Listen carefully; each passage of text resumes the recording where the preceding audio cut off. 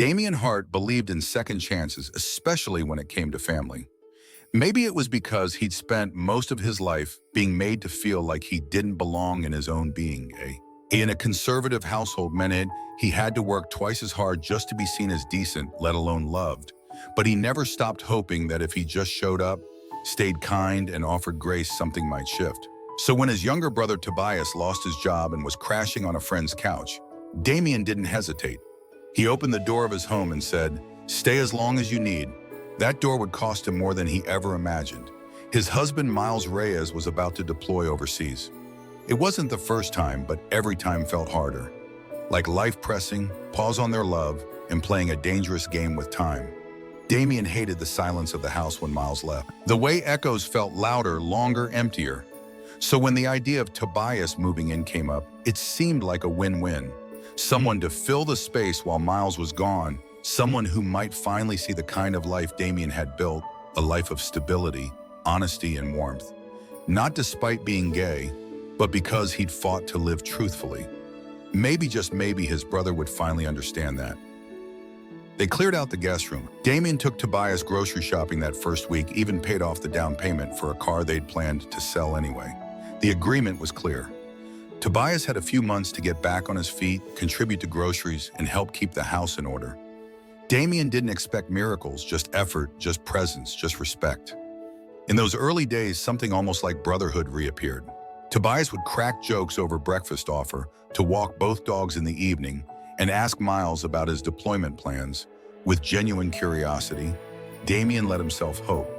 There were quiet moments when Tobias would lean against the kitchen counter watching Damien prepare dinner and say things like, "You really made it, huh?"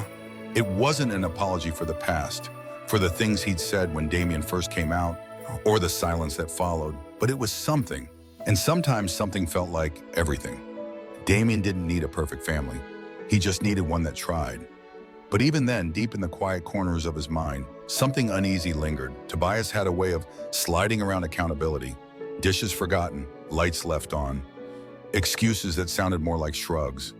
"I'll get to it," he'd mumble. Or, "I thought you said you didn't mind." Damien told himself not to nitpick. Tobias was adjusting. Healing took time. Grace meant letting some things go. Then came the first cold Sunday without Miles. Damien had stayed up most of the night, texting back and forth with his husband, who was stranded in a holding zone overseas. The coffee pot sputtered dry that morning. The trash hadn't been taken out, even though it was brimming. Tobias was in the living room with the dog, feet up on the coffee table, playing video games. Damien stood in the hallway, one hand resting on the small of his back.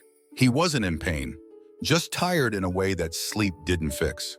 With the surrogate entering her third trimester and Miles back on long shifts, it felt like the house had quietly shifted onto his shoulders. And in that moment, watching his brother laugh at a screen while the house sank into disorder, something in Damien flickered.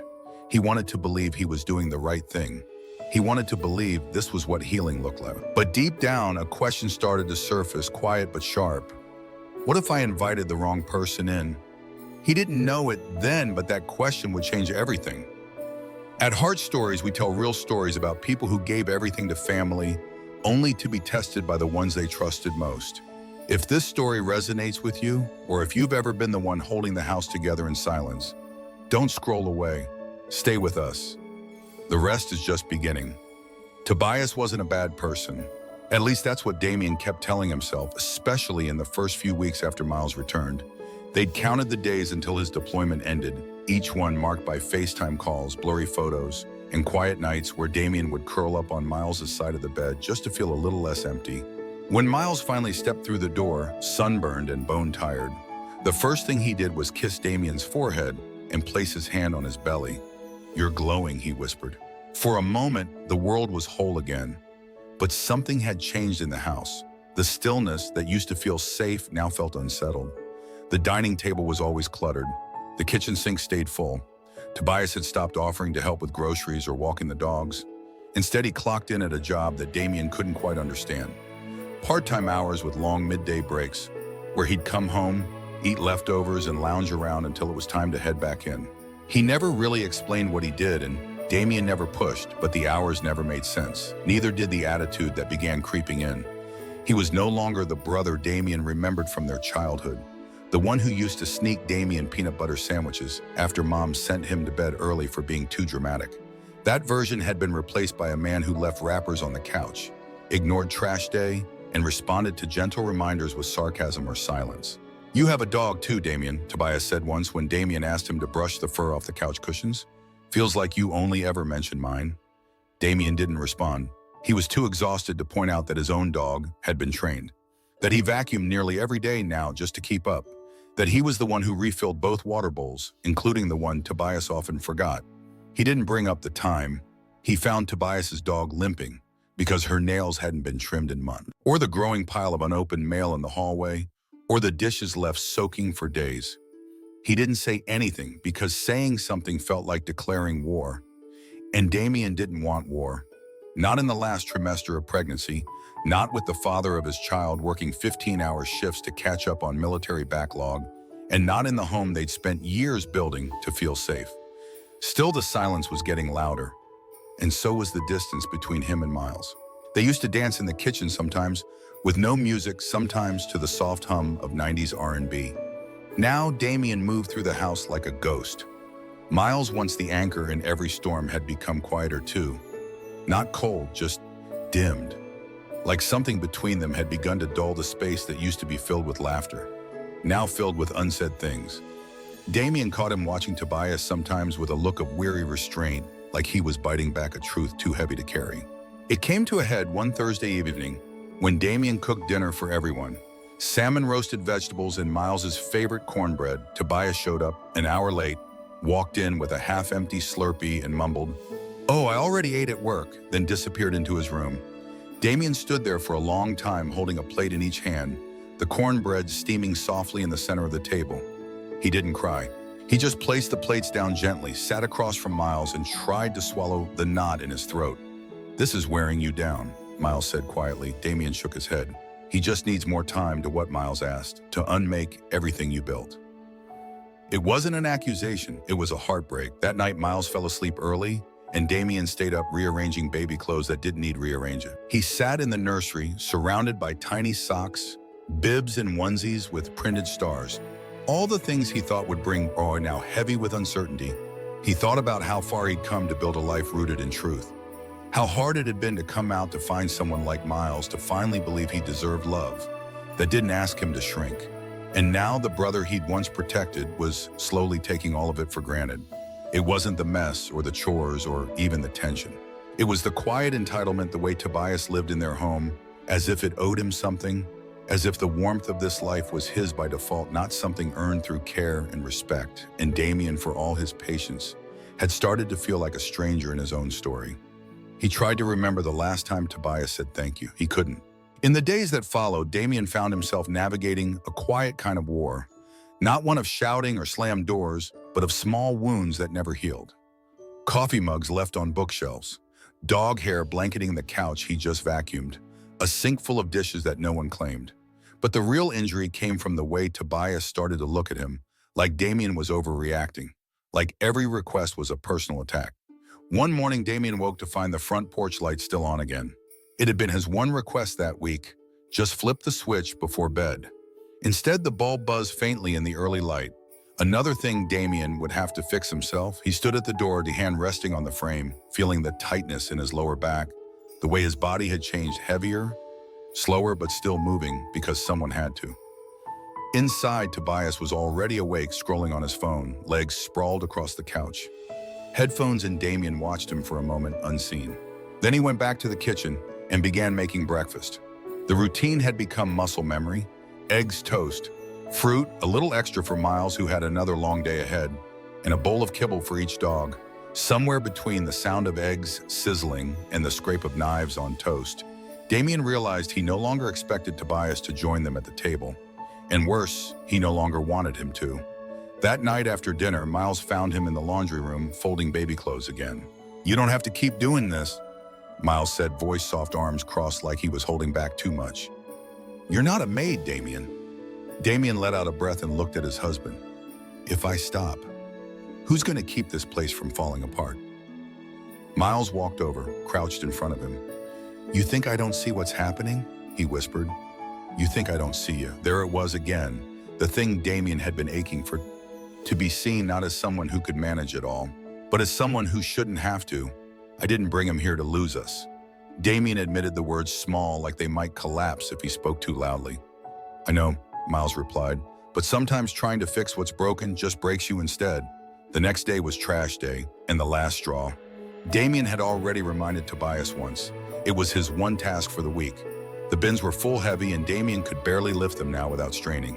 But when the sun rose, the bins were still on the side of the house. Damien stared at them in disbelief, hands trembling from the cold and the frustration and the sheer weight of doing everything while carrying someone else in more ways than one. Tobias strolled into the kitchen yawning, stretching, still shirtless. Was gonna do it this morning. If Miles hadn't, Damien turned to face him. He works 15-hour shifts. Tobias shrugged. That's his choice. I didn't ask him to. Damien froze. The silence between them was sharp. You live in this house, you eat the food, you take up space, and you think doing one small thing is optional. Tobias rolled his eyes. Why are you always so emotional? The word hit Damien like a slap. It wasn't the first time someone in his family had used it against him. Emotional had always been code for too much, for not masculine enough for gay. It was the word they used when they didn't want to deal with his truth. He felt the old shame rise then. Something else resolved. I think you should start looking for a new place, Damien said, his voice steady, eyes locked. Tobias blinked, caught off guard. You're serious, Damien nodded. I wanted to believe family meant something, that it could grow. But this isn't growth, Tobias. This is decay. Tobias didn't say much, just stared, then scoffed and walked away. Later that evening, Damien sat beside Miles on the couch. Neither spoke for a while. Just silence, but not the painful kind. The kind that happens when truth finally has room to breathe. You did the right thing, Miles whispered. Damien leaned his head on his husband's shoulder. I don't know if I did it for me or for us. You did it for the version of you who used to think he had to earn love by cleaning up after everyone else, Miles said. That version doesn't live here anymore. For the first time in weeks, Damien let himself believe that Tobias didn't leave. Not right away. Damien hadn't expected him to. Some people leave in silence. Others drag out the goodbye until you forget what peace feels like. Tobias chose the latter. In the days that followed, the house felt like a held breath. He stopped doing even the bare minimum, left his laundry on the floor, slammed doors, played his games louder, as if punishing the air for no longer bending to him. Damien stayed quiet, not out of fear, but out of clarity. Something had snapped, not in anger, but in him. The part of him that once tried so hard to be liked by people who never really tried to know him had finally gone quiet.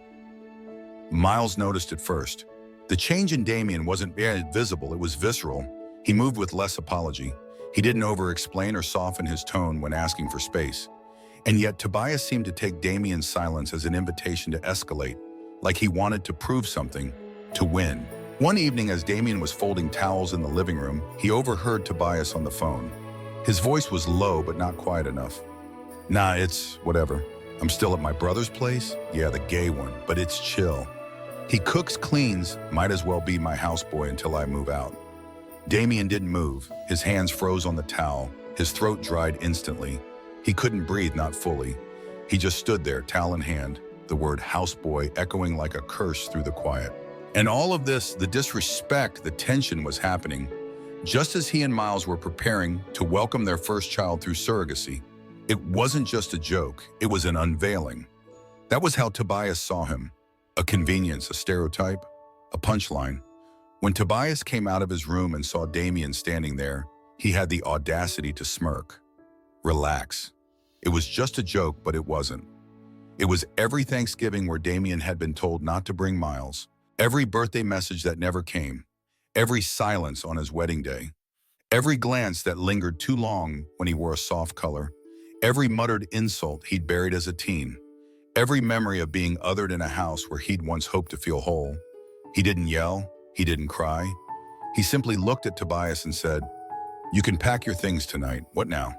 "You're kicking me out because I said something stupid," Tobias scoffed. "No," Damien replied. "I'm asking you to leave because you never really came here to heal. You came to feed off what I built and still look down on the hands that built it. Come on, man. You're blowing this out of proportion." Miles walked in just then, having heard enough. He stepped between them without a word, not with anger but presence, the kind that doesn't need to raise its voice to make a room shift.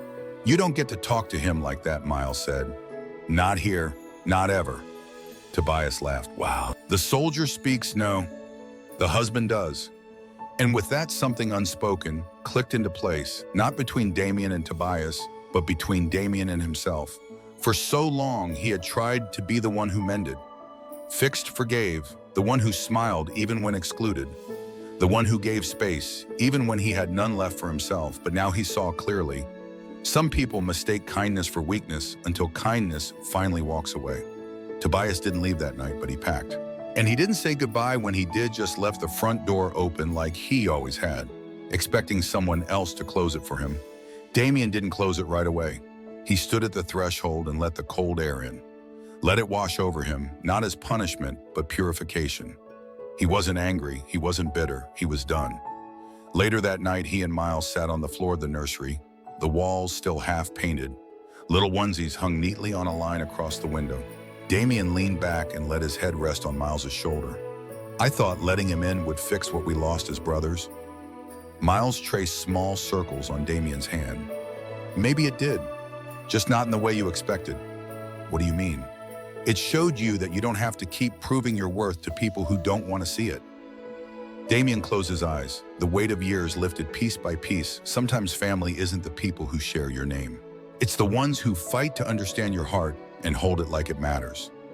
Morning after Tobias left the house was silent in a way Damien had almost forgotten. Not the heavy, anxious stillness of walking on eggshells, but a clean, gentle quiet, a kind of peace that didn't demand apology. He brewed coffee slowly, watching the sunlight stretch across the hardwood floors. It was the first time in weeks he hadn't had to step over an old sock or someone else's mess. Miles was still asleep, curled under the blanket Damien had knit when they first got married. Damien didn't wake him. He just let the day begin without resistance. The nursery door was open. Damien walked in, ran a hand along the edge of the crib, then sat on the floor among the tiny shoes and stuffed animals. He'd feared that this chapter of life fatherhood would start with chaos, but now it felt like he'd cleared space not just in the house, but in himself. Not for perfection, just for presence. He thought about writing to Tobias. Maybe one day he would, not out of obligation but clarity. Maybe he'd say, "I loved you enough to invite you in, and I loved myself enough to let you go. For now." He let the silence speak. Later that week, a letter arrived from their old neighbor, Mrs. Bingham, one of those women who always knew everything without ever asking. She wrote, "I saw your brother leave. Just wanted to say good for you. Family isn't blood, it's behavior." Damien smiled, folded the letter, tucked it into a drawer he used for baby keepsakes. Not everything worth saving had to come from pain. As the surrogate's due date drew closer, Damien and Miles spent more evenings together, slow dinners, soft music, folding baby clothes, and picturing what those tiny socks would look like on their son's feet. Miles started painting again, something he'd stopped years ago. Damien began journaling every night, not about what went wrong, but about the life they were building together. One evening, as they sat outside watching the sky turn lavender, Damien turned to Miles and said, "I used to think being a good brother meant holding space no matter what, but maybe it means knowing when to stop carrying what was never mine." Miles looked at him, eyes steady. "You didn't lose your family, you just stopped shrinking for it." They didn't need to say more. The truth had already settled into the walls of their home, a home not just made of wood and paint, but of boundaries, forgiveness, and the brave act of starting again. Weeks later, as Damien held their newborn son for the first time, all he could think was, "This is the beginning. I never knew I needed." Not just of fatherhood, but of belonging, the kind that didn't require sacrifice to feel earned. He wasn't a houseboy, he was a husband, a father, a man who had once given too much to be accepted and finally learned to live as if he already was. At Heart Stories, we believe every act of self-respect is an act of love for yourself and for those who truly deserve your presence. Have you ever had to choose between keeping the peace and keeping yourself? Share your story in the comments. Your truth might help someone else find theirs. If this story moved you, subscribe to Heart Stories for more real emotional journeys that remind us we are not alone and we are never too late to choose ourselves.